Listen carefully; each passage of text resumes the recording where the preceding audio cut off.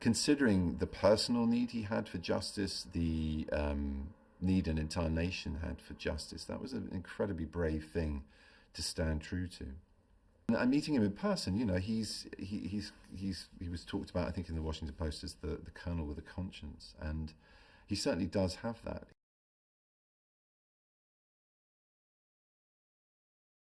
So he was incredibly forthcoming when I met him and his wife, and he was amazingly helpful. I was trying to understand who he was before we meet him in the film, so I could inhabit him and then have him react in this drama to everything that unfolds for him. And he even gave me his the gold marine wings that his father, who was a dentist, had actually smelted out of gold for him, handmade, and said, you must wear these on the day. Which, to know that I had that blessing was incredibly important, and to be entrusted with that artifact alone was incredibly important. So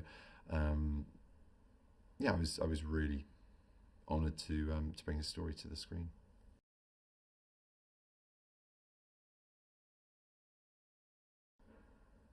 Tahar is a very subtle actor, but he always has an imprint of charisma and personality in his characterizations. He's very cool and just very easy to spend time with, and there's a searing intelligence behind all of that, but it's never demonstrated. There's a lot of humor. I mean, it really did marry well with what comes off the page, and how Mohamedou had sounded when we talked to Mohamedou and himself. So it seemed like the obvious choice from the very beginning, to be honest. He has an economy of style in his performance, which I think is very, very useful for this, because, you know, you want to be very close to this character because of the confinement, because of the duress of what he endures. It goes on, and you also want to really, really feel for him. You want to like him, you want to be with him and root for him.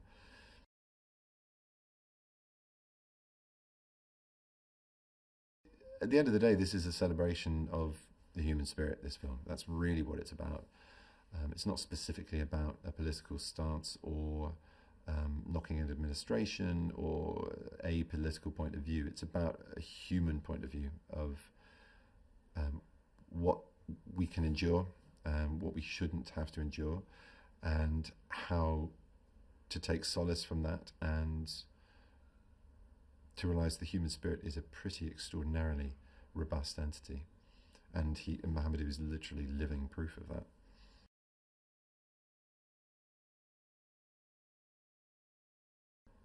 I mean, what can you say about Jodie? She's just so unbelievably lovely. She's whip smart, funny, easy to work with, helpful and collaborative, and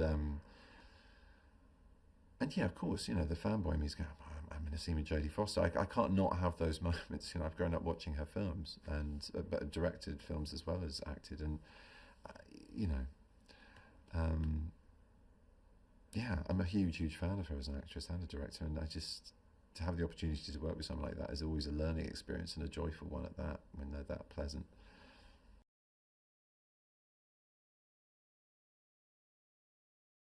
Kem's got this uncanny knack of making the everyday and the known and the historical, the actual factual, very entertaining, and feeling like it's fresh, feeling like it's happening for the first time in front of you, even if it's a historical event that's well documented. And you know, he's always searching out for the truth in the drama, in the scene, and I think that makes him a really good director. And he has quite a universal approach with that. He allows actors their space for process, however they get into a role or a scene, and you know, he'll do a lot of rehearsal with someone, or with two people, or with the whole scene, or he'll just leave it alone, or he'll talk about something technically from his point of view that needs, you know, a little bit of help from the actors to limit the choices, but narrow it down to the frame that needs to work, or the camera movement. But it's never not creative.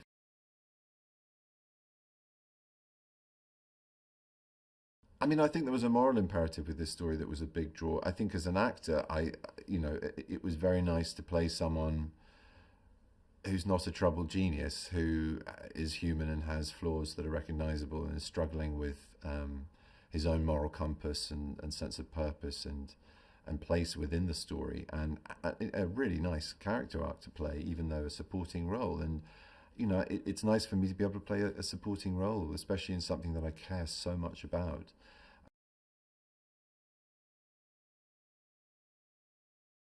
I think primarily this is a story about joy and hope and salvation, and it takes in uh, a very specific moment in our history where very difficult questions were being asked of us as what is the correct response? How should we deliver justice for a massive, atrocious act of terrorism? And what is it that defines us as opposed to that action?